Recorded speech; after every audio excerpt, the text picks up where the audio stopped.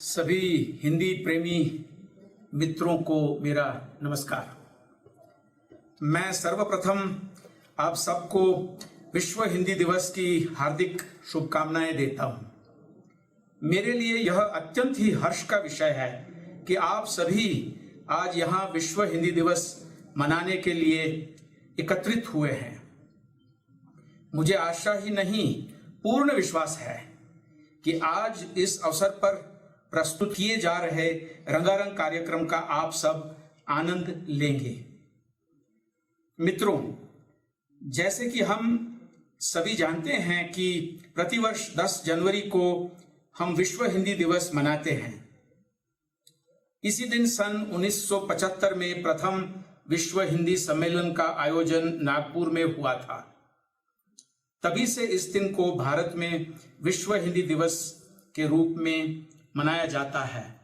हिंदी भारत की राजकीय भाषा होने के साथ साथ हमारी जीवन शैली भी है, हमारी संस्कृति का हिस्सा भी है।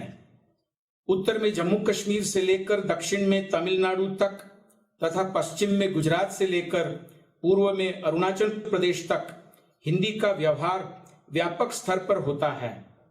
अरुणाचल प्रदेश में तो वहां के सभी समुदाय हिंदी का प्रयोग संपर्क भाषा के रूप में करते हैं। विश्व की प्रथम 5 भाषाओं में से एक हिंदी अब अंतरराष्ट्रीय स्तर पर भी फल फूल रही है। नेपाल, दक्षिण Africa, England, Mauritius, Yemen, Uganda, Singapore, संयुक्त अरब अमीरात, फिजी, सूरीनाम और त्रिनिदाद एवं टोबैगो में यह पूरी तरह स्थापित हो चुकी है। मित्रों, हमारे प्रधानमंत्री महामहिम श्री नरेंद्र मोदी जी ने पदभार ग्रहण करते ही हिंदी के प्रयोग को बढ़ावा देने का कार्य शुरू कर दिया है।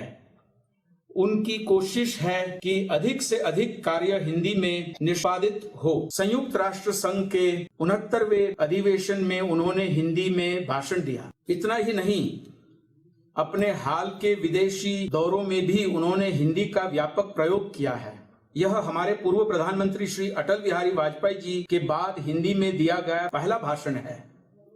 हिंदी का इस स्तर पर प्रयोग भारत की बढ़ती हुई अंतर्राष्ट्रीय पहचान को दिखाता है। हमारी विदेश मंत्री माननीय श्रीमती सुषमा स्वराज जी भी हिंदी का खूब व्यवहार करती है।